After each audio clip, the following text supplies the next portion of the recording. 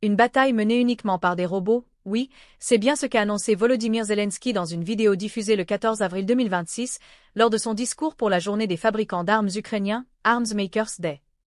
Il s'agit d'une revendication historique de l'Ukraine dans ce conflit. 8C4B45. Ce qui s'est passé, selon Kiev. Pour la première fois dans l'histoire de cette guerre, une position tenue par les Russes a été prise exclusivement par des systèmes non habités, des robots terrestres, UGV, Unmanned Ground Vehicles, combinés à des drones aériens. Aucun soldat d'infanterie ukrainien n'a été engagé au sol. Les forces russes présentes sur place ont capitulé, elles se sont rendues, face à l'approche des robots. L'opération s'est déroulée sans aucune perte ukrainienne. Zelensky a déclaré.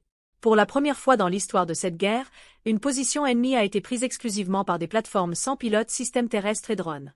Les occupants se sont rendus, et l'opération a été menée sans infanterie et sans perte de notre côté. Le futur est déjà sur le front, et c'est l'Ukraine qui le construit. Contexte et importance.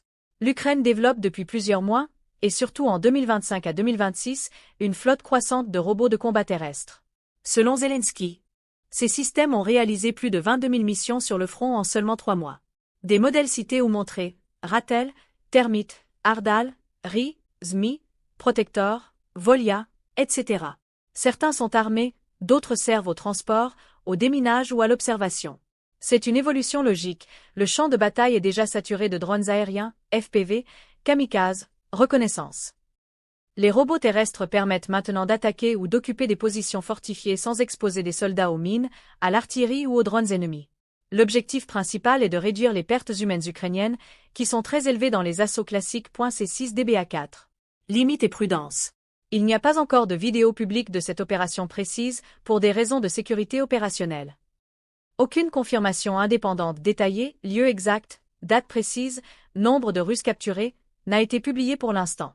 C'est une annonce de Kiev dans un discours de propagande motivation adressé à son industrie de défense.